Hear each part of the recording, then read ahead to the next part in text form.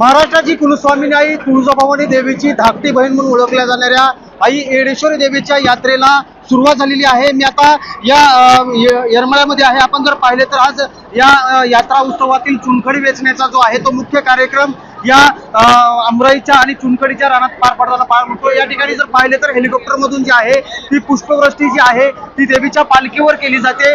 मराठवाड्यातील सर्वात मोठी यात्रा म्हणून ही येरमाळ्याच्या यात्रेची ओळख आहे। जर आपण पाहिले तर राज्याच्या कानाकोपऱ्यातून जे देवी भक्त आहेत, भाविक भक्त आहेत, हे या यात्रा उत्सवासाठी येरमाळ्यामध्ये दाखल झालेले जवळपास 10 ते 12 लाख लोक जे आहेत, भाविक जे आहेत, ती यामध्ये दाखल झाल्याची जी माहिती आहे ती आपल्याला आता या ठिकाणी मिळते आहे। हेलिकॉप्टर आपण पाहू शकता, यामध्ये या पालखीतून जी आहे ती पुष्पवृष्टी करण्यात येत आहे। पुढील 5 दिवस ही यात्रा चालणार आहे। जर आपण पाहिले तर येरमाळ्यातील अमराई जी आहे ते या अमराईच्या रानामध्ये ही देवीची पालखी आता विसावणार आहे आणि पुढील 5 दिवस या यात्रा उत्सव जो आहे तो या अमराईच्या रानामध्ये या देवीचा आपल्याला पाहायला मिळतोय।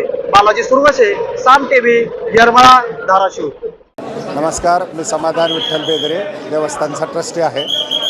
चैत्र पौर्णिमा ही येडेश्वरी देवीची सर्वात मोठी यात्रा आहे आणि आज यात्रेचा दुसरा दिवस आहे। काल पौर्णिमेनिमित्त येडेश्वरी मंदिरावर सर्व भाविकांनी देवीचं दर्शन घेतलं। आज दुसऱ्या दिवशी या ठिकाणाहून ठीक 8:15 वाजता आई येडेश्वरीच्या पालखीचे येरमाळ्याकडे प्रस्थान होत आहे आणि ही पालखी जी आहे ती पूर्णपणे 5 किलोमीटर चालत जाऊन चुन्याच्या रानात जाऊन चुन्याच्या रानामध्ये पूर्ण चुना वेचून पालखीवर टाकला जातो आणि त्यानंतर तिथून ही अमराईमध्ये जाते।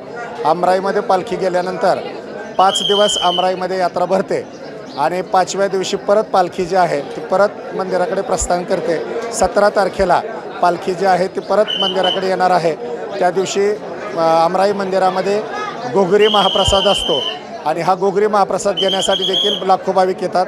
या यात्रेचं वैशिष्ट्य म्हणजे चुन्याच्या रानामध्ये सर्व भाविकांनी नवसाचा बोललेला चुना जो आहे तो वेचण्यासाठी एकाच वेळी एकाच ठिकाणी 10 ते 15 लाख भाविक त्या ठिकाणी उपस्थित असतात आणि त्या वेचलेल्या चुन्यानेच अष्टमीच्या वेळेला भाविकांच्या हस्ते येडेश्वरी मंदिराला सारवण्याचं काम केलं जातं।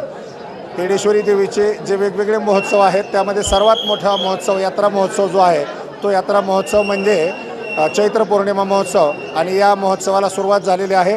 लाखो भाविक जे आहेत ते आई येडेश्वरीच्या नामघोषामध्ये जय जयकार करत या ठिकाणी दर्शनासाठी उपस्थित झालेले आहेत। आज आई येडेश्वरीच्या दर्शनासाठी लाखो भाविक आलेत। प्रचंड उत्साहामध्ये आता पालखीचं स्वागत झालं, आपण सर्वांनी बघितलं। हेलिकॉप्टरने पुष्पवृष्टी देखील झाली। सगळ्यांची मनोकामना एवढी प्रबळ होती की आपण बघितलं असेल की बाकी काही वॉकी टॉकी नसताना सुद्धा एकीकडे पालखी आली आणि दुसरीकडनं हेलिकॉप्टर आलं, बँगलोरवरून हेलिकॉप्टर आलं आणि स्वाभाविकच आहे की खूप मोठा आज आनंद सगळ्यांना झालेला आहे। आईचा आशीर्वाद सर्व लाखो भाविकांनी आज घेतलेला आहे आणि आईच्या चरणी प्रार्थना हीच आहे की इथे आलेल्या प्रत्येकाचं दर्शन घेत असलेल्या, अगदी टी व्हीवरनं दर्शन घेत असलेल्या प्रत्येकाची मनोकामना पूर्ण व्हावी हीच आई येडेश्वरी चरणी प्रार्थना करतो। आणि प्रचंड उत्साह जो आपल्याला दिसतोय, ऊर्जा जी दिसतीये, याच्या माध्यमातून आईचा आशीर्वाद घेऊन प्रत्येकजण आपल्या घरी परतल्यानंतर त्यांनी जे काही कार्य हातात घेतलं आहे त्याच्यात तो सफल व्हावा हीच आईच्या चरणी मी प्रार्थना करतो। आणि आपण देखील बऱ्याच वेळापासून सगळे थांबला आहे, आपले देखील मनापासून मी आभार व्यक्त करतो।